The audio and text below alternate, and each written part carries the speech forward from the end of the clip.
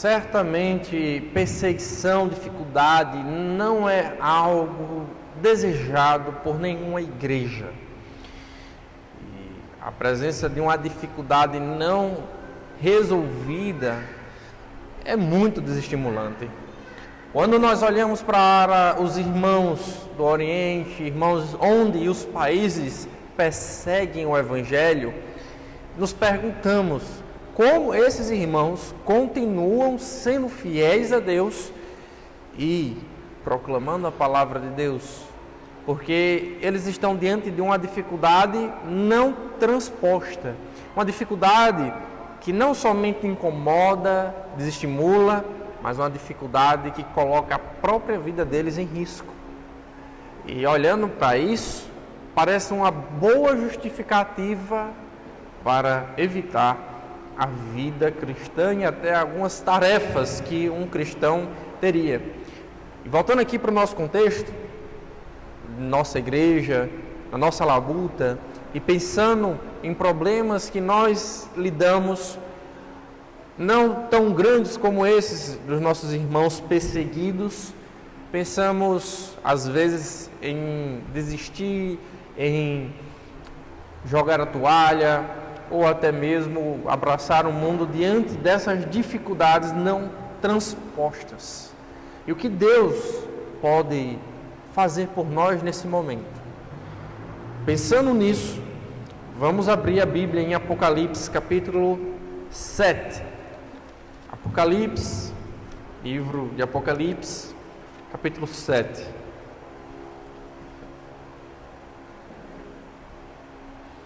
O último louvor foi um louvor triste, pensando no sacrifício de Jesus Cristo. E a última mensagem foi uma mensagem bem difícil, pensando na grande tribulação. Uma mensagem terrível, mas uma mensagem necessária. E nesse contexto de dificuldade, de falta de perspectiva, Deus tem uma importante mensagem para os seus servos. Apocalipse capítulo 7. Apocalipse capítulo 7, leamos verso 1. Depois disto, vi 4 anjos em pé nos 4 cantos da terra, conservando seguro os 4 ventos da terra, para que nenhum vento soprasse sobre a terra, nem sobre o mar, nem sobre as árvores, nem sobre árvore alguma. Vi outro anjo que subia do nascente do sol, tendo o selo do Deus vivo, e clamou em grande voz aos 4 anjos, aqueles aos quais foram dado fazer dano à terra e o mar, dizendo: não danifiqueis nem a terra, nem o mar, nem as árvores, até selarmos na fronte os servos do nosso Deus. Verso 4. Então ouvi o número dos que foram selados, que era 144.000 de todas as tribos dos filhos de Israel. Da tribo de Judá foram selados 12.000, da tribo de Ruben 12.000, da tribo de Gade 12.000, da tribo de Azer 12.000, da tribo de Naftali 12.000, da tribo de Manassés 12.000, da tribo de Simeão 12.000, da tribo de Levi 12.000, da tribo de Issacar 12.000, da tribo de Zebulon 12.000, da tribo de José 12.000, da tribo de Benjamim foram selados 12.000. Pronto. O que isso tem a ver com essa situação de dificuldade e a mensagem de Deus? Se Deus, de fato, quer nos dar uma nova perspectiva, nos ajudar, dar uma visão diferente ao ler esse texto e continuar lendo até o fim do capítulo, ao invés de animar, de encorajar, parece, na verdade, uma loucura ou um balde de água fria. Porque onde Deus vai tirar todo o oxigênio da terra, matando toda a população, e em seguida, a partir do verso 9, veremos pessoas em número não contável mortas diante de Deus. Como isso pode ser encorajador? Porque essa mensagem, na véspera da abertura do 7º selo, no meio da grande tribulação, é uma mensagem de socorro e salvação. Deus está dizendo para aqueles irmãos das 7 igrejas que foram destinados originalmente ao livro de Apocalipse, que eles estão sendo ajudados, assim como os servos do Senhor serão ajudados na grande tribulação, e que o ministério deles não era em vão. Por isso eles poderiam se alegrar em Deus, e por isso eles poderiam pensar em expandir o reino de Deus. Então, vejamos como funciona isso no texto.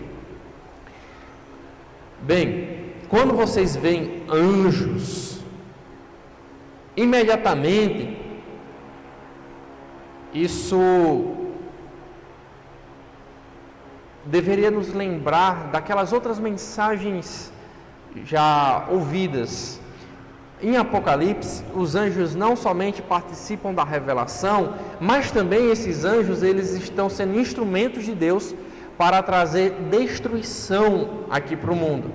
E quando nós lemos aqui que há 4 anjos, pensando no livro de Zacarias, nos 4 cantos da terra, segurando os ventos, a atividade deles é uma atividade julgadora, porque no 5º anjo, quando surge, ele surge para aplacar ou suspender a atividade desses anjos. Veja, no verso 1 diz que esses 4 anjos estão segurando os ventos para que não destrua a terra nem o mar. Na hora em que esses anjos soltassem esses ventos, então a terra e o mar seriam destruídos. Ou seja, significa que Deus vai destruir o mundo todo com tornados? Não, não é isso. Quando nós falamos de ventos, de anjos, Zacarias, Salmo 104, devem trazer à mente. Por quê? Porque é uma linguagem utilizada por Deus para falar de juízo. Mas o que significa isso? Novamente, que Deus está interrompendo esse juízo para preservar e salvar pessoas no meio da grande tribulação. E como é que eu sei que aqui se trata de proteção? Como é que eu tenho confiança em dizer que aqui se trata de proteção? Porque selar, o que significa isso? Quando nós lemos o selo, lá em Apocalipse capítulo 13, aparecerá novamente.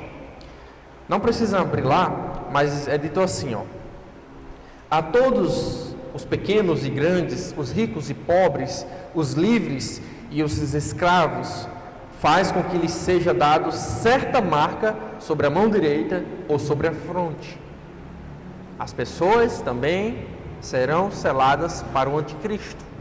Elas serão marcadas. E o que significa isso?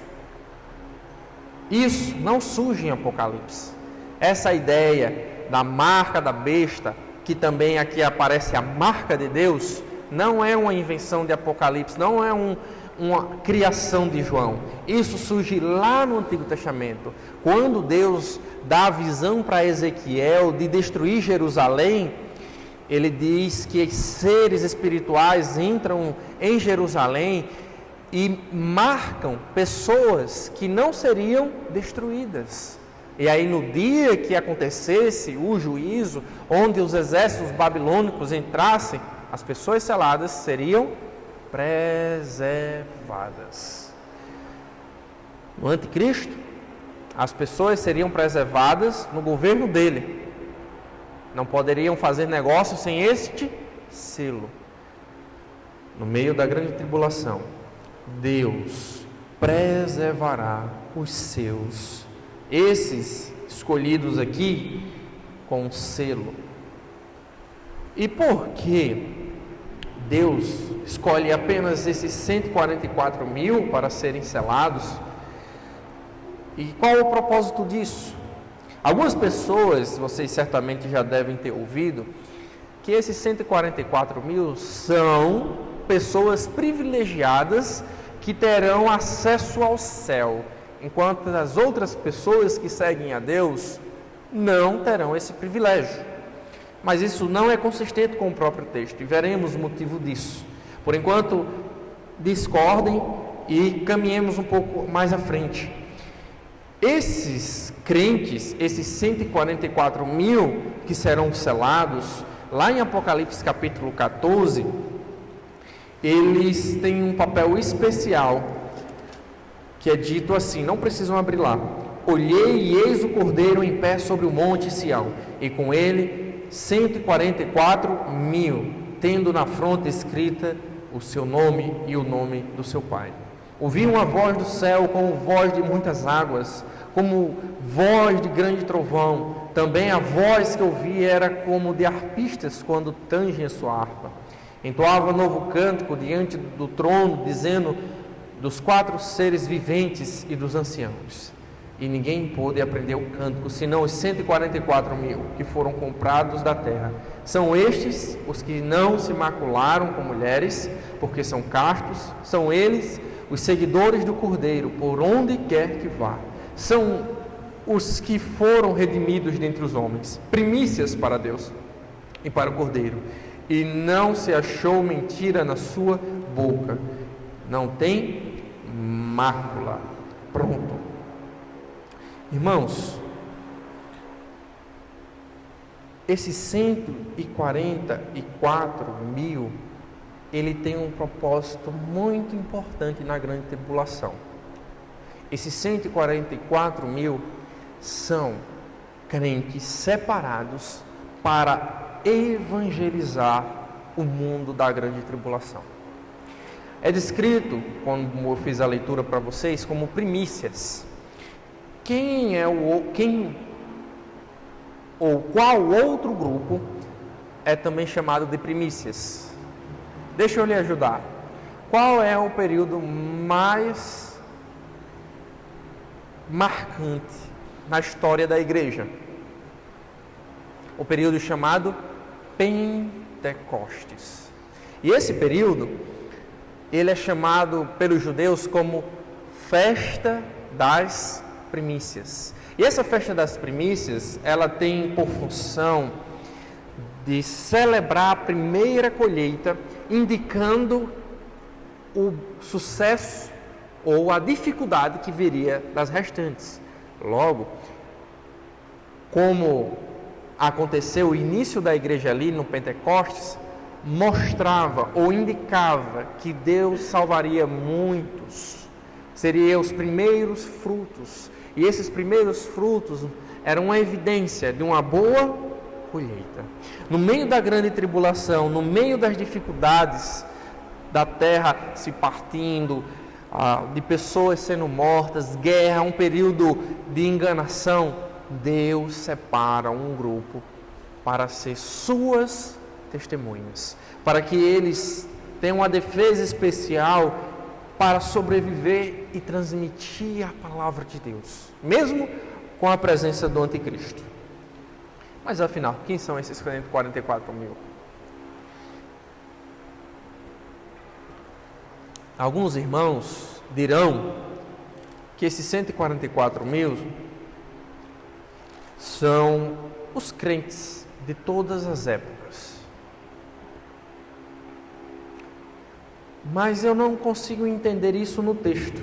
Vocês leram e viram que o texto repete vez após vez: são judeus, são judeus, são judeus. E por que não seriam judeus? Esses irmãos que não acreditam ser judeus dizem: não, como é que podem ser judeus? Porque as 12 tribos foram perdidas. Mas irmãos, Deus fez uma promessa a Abraão, a Isaac, a Jacó, fez promessa aos profetas, inclusive ao próprio Daniel, de onde nós tiramos as maiores informações para esse período chamado a Grande Tribulação, dizendo que restauraria, mesmo que o povo sumisse. Ele disse para Moisés que mesmo que as pessoas estivessem separadas pelo mundo todo, Deus as juntaria. Então, qual é a dificuldade de um Deus todo-poderoso cumprir a sua promessa? Nenhuma. Em resumo, no meio da grande tribulação, Deus elegerá 144.000 judeus das 12 tribos de Israel para trazer salvação. E isso fala diretamente aos corações daqueles irmãos que estavam sofrendo perseguições, como vimos nas cartas, perseguições internas, externas, lembrando que Deus estava com eles. Da forma que Deus ajudaria esses 144.000 no futuro, Deus estava ali no presente ajudando eles. Afinal de contas, eles eram selados com o Espírito Santo. Eles eram pessoas separadas por Deus, com a sua salvação garantida. Não tinha qualquer possibilidade deles serem arrebatados de Deus. Mesmo com João preso, mesmo com o império fechando, mas Deus estava salvando. Ou seja, eles deveriam ter alegria, felicidade. Eles deveriam contentar-se, porque apesar das dificuldades, Deus estava com eles. Deus estava protegendo eles para trazer salvação. Porque Deus se mantém fiel, irmãos, a Israel, mesmo depois de 3.000 anos de rebeldia. Isso nos dá segurança. Pense só, um Deus que não se divorcia, um Deus que não volta atrás em sua palavra, um Deus que cumpre o que diz. Mesmo que colocasse um chip, usando aqui a linguagem da marca da besta, mesmo que colocasse um chip em nós, não nos tiraria da mão de Deus. É engraçado, aqui abrindo um parêntese, que as pessoas, desde o ano 2000, um pouco antes disso, na época da televisão, tentaram descobrir qual seria a marca da besta, É um código de barras, é um chip, aí depois surgiu o smartphone, e aí vem as teorias da nova ordem mundial. Mas veja bem, o selo, a marca de Deus é algo imperceptível, é algo espiritual. Porém, não quer dizer que a marca da besta também será assim. Só que nós perdemos o alvo, perdemos a mensagem principal aqui. Deus está garantindo, dando evidências para aquela igreja e para nós, que Ele se mantém fiel. Deus mantém-se fiel e ninguém pode, com o poder que tenha, nos arrebatar da mão de Deus. Um outro ponto que deveria também chamar nossa atenção é a restauração de Israel. Deveríamos ter um olhar mais especial para o povo judeu. O povo judeu, a meu ver, é o povo mais perseguido de toda a humanidade. E ele só está vivo por causa da mão de Deus. Se não fosse isso, as chacinas que aconteceram na Espanha, na Rússia, na Alemanha, no Brasil, era suficiente para eliminar aquele povo. Mas o que nós vemos é um povo que resiste, não por causa da habilidade dele mesmo, não por causa da ajuda de alguma nação, mas porque Existia algo especial protegendo aquele povo. E quando nós percebêssemos aí o avanço desse povo, a restauração desse povo, isso deveria trazer alegria para a gente. Por quê? Porque a restauração desse povo é justamente o plano de Deus. E aqui eu estou me referindo não ao desenvolvimento socioeconômico da nação de Israel, mas eu estou falando de todo o conjunto e especificamente da vida espiritual de Israel, porque infelizmente hoje o povo, a nação de Israel, ela é uma nação que não crê em Jesus Cristo. Mas olha, no ano de 1948, um povo que não tinha terra, teve sua terra restaurada. Nessa época, 600 mil judeus retornaram para Israel. E dentre esses 63 mil judeus, apenas 23 conhecia Jesus Cristo como Senhor. 23 anos depois, na verdade 70 anos depois, a nação, em 2017, pulou para 7 milhões de judeus. E daqueles 23 judeus que conheciam Jesus, hoje não, em 2017, aumentou para 30 mil judeus que reconhecem Jesus como Senhor. Mesmo diante de uma dificuldade, não é a tribulação, mas na Israel, cercado de inimigos, com um deserto, com uma história difícil, tem sido restaurado. E quando chegar esse período chamado a grande tribulação, nós, mesmo que no céu, poderemos ver uma restauração em grande escala de um povo que há muito tempo está rebelde. Irmãos, isso deve nos alegrar, é sério, porque Deus prometeu a Abraão, isso há muito tempo atrás. Deus prometeu abençoar as famílias da terra através da nação de Israel, e isso já experimentamos por meio de Jesus Cristo, que era judeu. Porém, quando a nação de Israel realmente for restaurada, nós poderemos ver resultados ainda maiores.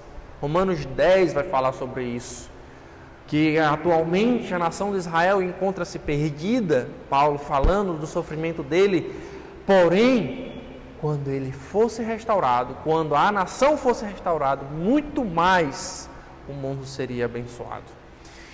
Desse modo, irmãos, temos evidências tanto no texto como na história que Deus tem agido em meio a grandes dificuldades, trazendo esperança, trazendo alegria, trazendo uma nova perspectiva, dizendo: olhe, vale a pena ser meu servo. Por isso nós devemos animar-se e proclamar a palavra de Deus. Isso também, irmãos, é uma excelente base para evangelizar as pessoas. Sabe por quê? Lembra do contexto dessas igrejas? As igrejas não tinham tanto recursos, não tinham tantos irmãos, não tinha ajuda do governo, era um período difícil, João estava preso, a fé criminalizada, igual a irmãos que viviam agora e vivem em contexto de perseguição. Mas veja, Deus está dizendo: nós recebemos dele o que precisamos para essa obra difícil. Assim como esses futuros crentes judeus receberão, nós já temos o que precisamos para a evangelização. Nós não precisamos de um curso, nós não precisamos de mais recursos, nós não precisamos de uma equipe, nós não precisamos de estratégias mirabolantes, nós temos Deus. Deus que nos separou para isso.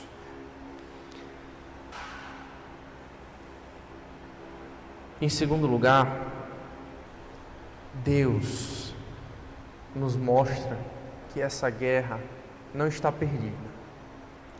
Essa semana teve a notícia trágica de um assassinato de um cidadão aqui em Pau dos Ferros, além da abertura das Olimpíadas, e às vezes parece que nós estamos perdendo, né? A guerra, o mal está crescendo e nós minguando. Porém, a guerra não está perdida. Porém, irmãos, isso também ajuda a entender o nosso propósito.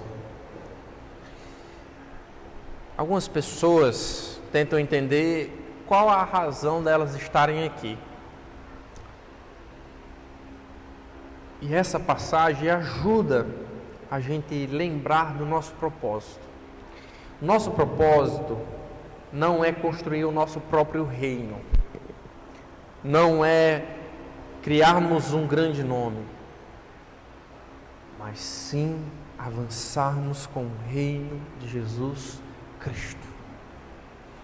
Se vocês pensarem, quantas vezes vocês já correram perigo de vida, mas Deus mantém vocês. Quantas vezes vocês poderiam ter morrido, mas Deus trouxe você para cá. Nós só estamos vivos, irmãos, porque Deus quer que cumpramos o propósito de expandir o seu reino. Não o nosso reino, mas o seu reino. Desse modo, a nossa vida, ela não pode ser desperdiçada, perdendo o nosso foco. Precisamos investir, construir, sonhar, almejar, contornar as dificuldades, criar relacionamentos, desfazer relacionamentos, pensando no reino, porque é este o nosso propósito. Desse modo, a nossa vida será bem vivida, e desse modo, nós poderemos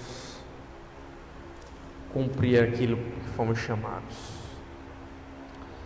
Mas ainda não vimos o resultado desses 144 mil.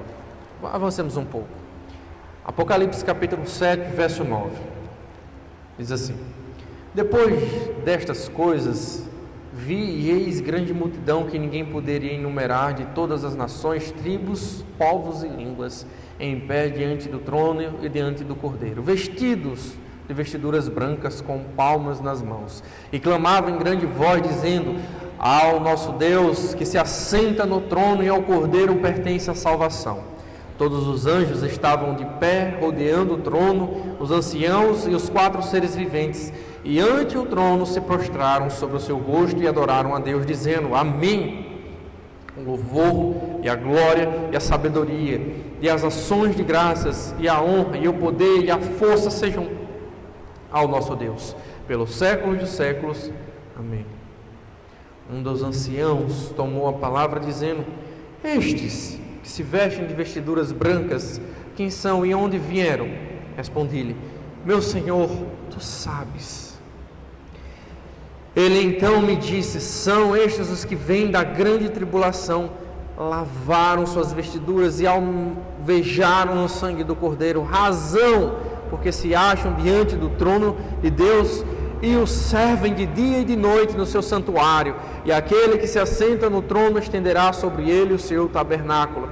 Jamais terão fome, nunca mais terão sede, não cairá sobre eles o sol, nem o ardor algum, pois o Cordeiro que se encontra no meio do trono os apacentará e os guiará para as fontes de água da vida, e Deus lhes enxugará dos olhos toda a lágrima.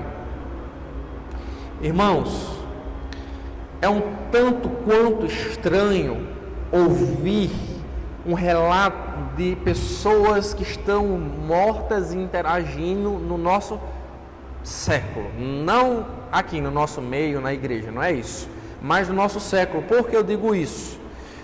Porque devido à nossa influência do iluminismo, do materialismo, a eternidade foi exposta e foi transmitida em meio social, de modo a pensarmos como a eternidade é uma influência que você deixa para as gerações. A eternidade é uma família que deixa o seu nome perpetuamente.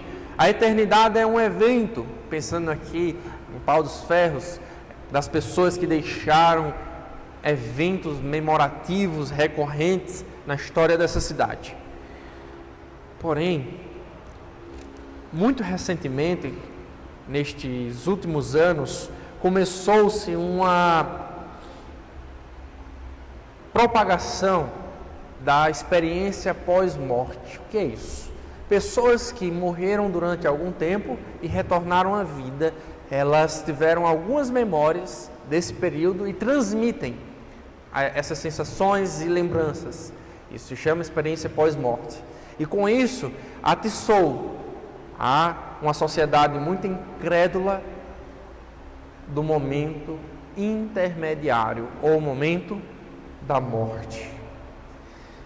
Tendo em vista isso, temos um relato muito bem elaborado, contando de não poucas pessoas, mas de pessoas inumeráveis, louvando a Deus. Isso nos mostra que no meio da grande tribulação, Deus não matará apenas, mas salvará a muitos. Isso é maravilhoso. Olha só, aqueles 144 mil alcançarão nações, povos no mundo inteiro, de modo a ter uma multidão, antes mesmo de acabar a grande tribulação, louvando a Deus juntamente com todos os anjos. No meio de uma tribulação onde as pessoas não querem de jeito nenhum, mesmo que morra, adorar a Deus. Isso é maravilhoso. Mas não só isso, essas pessoas também respondem aquela pergunta no capítulo 6: quem pode ficar diante de Deus? Aparentemente ninguém, mas aqueles que foram lavados no sangue do Cordeiro podem. Aqui nos surge a ideia do purgatório. Certamente todos vocês, acho que a irmã Francisca mais, que era uma católica bem devota, conhecia bem como funcionava o purgatório.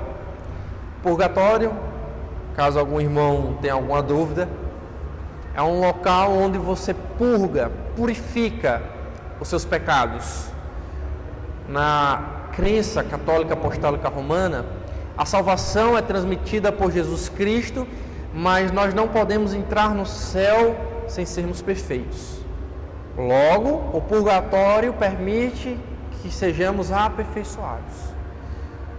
Porém, nós enxergamos esses mártires no céu, com Deus, com Jesus Cristo, diante do trono, louvando a Deus. Os católicos poderiam dizer: não, mas eles morreram testemunhando por Jesus Cristo, eles são mártires, eles já sofreram, eles já foram purgados, eles já foram purificados. Mas qual é a razão deles estarem no céu? Olha a resposta do anjo: são estes os que vêm da grande tribulação, lavaram suas vestiduras e alvejaram no sangue do Cordeiro. Por causa disso, eles se acham diante do trono de Deus. Por causa do sacrifício de Jesus Cristo, eles estão e têm o direito de estarem diante do trono de Deus. Não é seus atos, não é os pecados purgados, mas o sangue de Jesus Cristo que nos purifica. Desse modo, nós podemos ter segurança na nossa salvação. nós podemos desmanchar o purgatório, chutar o purgatório para fora. Por quê? Porque do mesmo modo que esses irmãos, esses crentes da tribulação foram salvos por meio do sangue de Cristo, nós também somos. Logo, o purgatório não tem razão para existir. Nós teremos o mesmo direito, e aquelas igrejas, aqueles irmãos poderiam vislumbrar este momento onde estariam diante de Deus. Lembra daquela ideia do privilégio, onde somente os 144 mil estariam diante de Deus adorando? Pronto, isso cai por terra. Por quê? Porque nós temos um número não contado de pessoas de todas as tribos diante de Deus no céu, adorando a Deus junto com os anjos. Logo, esse grupo religioso que se diz cristão não diz a verdade sobre esses 144 mil. E desse modo também nós teremos esse privilégio, esse camarote. Por quê? Porque também somos pessoas que foram salvas pelo Cordeiro. O sono da alma.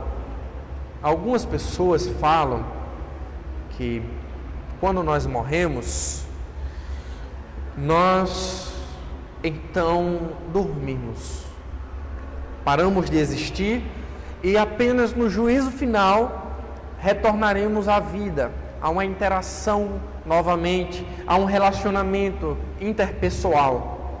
Mas esse texto nos mostra novamente, como Apocalipse capítulo 6, que mesmo depois que morremos, nossos relacionamentos não cessam. Ou seja, essa história do sono da alma não existe. Isso é uma bênção, irmãos. A gente pode pensar assim: então quer dizer que mesmo depois que morremos, nós podemos ter relacionamento com pessoas aqui da terra, como a Igreja Católica vai afirmar, né? A missa do sétimo dia, para ajudar a pessoa a encontrar o caminho, a amenizar o tempo no purgatório, a intercessão pelos mortos. Então, a gente pode fazer tudo isso? Calma aí. A gente precisa pensar que devemos evitar um extremo e o outro também. Nós temos sim um certo relacionamento com esses crentes que estão com Cristo. Sim, temos sim um certo relacionamento. Eles sabem o que aconteceram, sabem a razão por que morreram, sabem o que está acontecendo aqui na terra. Eles veem a situação da igreja aqui na terra, veem como a igreja está lutando, e eles estão no céu alegres porque estão com Cristo. E nós podemos estar felizes sabendo que no mesmo momento em que nós estamos cultuando a Deus, eles também estão. Isso era maravilhoso para aqueles irmãos. Pense só quantos irmãos queridos eles tinham perdido. Mas eles sabiam que não eram apenas a gente aqui que estava adorando a Deus. Deixa eu dizer isso aqui de um outro modo. Temos aqui exatamente 1, 2, 3, 4, 5, 6, 7, 8 pessoas reunidas para adorar a Deus. Pode parecer muito pouco, né? Agora pense, desde a época de Jesus Cristo, todas as pessoas, os 12 apóstolos, os irmãos das eras de outras nações, estão diante de Jesus Cristo adorando. Assim como nós estamos aqui adorando, eles também estão no céu adorando. Nós estamos fazendo um único culto a Deus.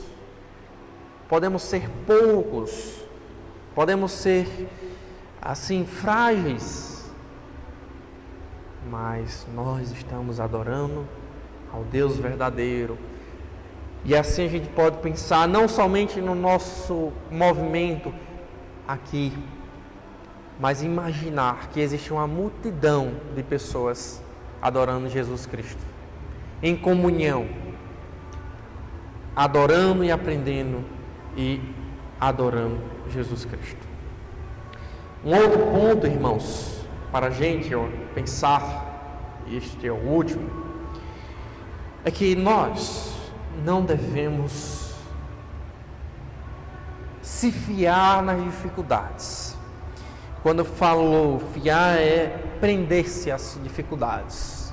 Assim como essas igrejas que foram destinadas à carta de Apocalipse, e assim como esses 144 mil sofreram e sofrerão perseguição, e assim como essa multidão inumerável sofreu porque elas morreram, elas estão diante do trono de Deus.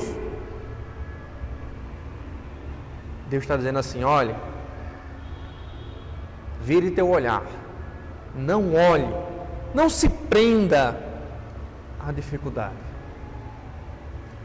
Veja que a tua vida, as tuas dores, as tuas feridas não são em vão. Não são em vão. Muito em breve nós poderemos cultuar a Deus sem nenhum empecilho e nenhuma distração. Muito em breve as nossas vidas serão desfrutadas ilimitadamente. E muito em breve nós estaremos com a multidão dos remidos em Jesus Cristo. Nós não devemos olhar para as dificuldades, mas sim para aquele que nos ajuda a vencer as dificuldades. Devemos mudar o nosso foco, devemos olhar para Deus. E desse modo seremos animados a proclamar a palavra de Deus, porque Deus está nos protegendo para salvar o mundo. Vamos orar? Senhor,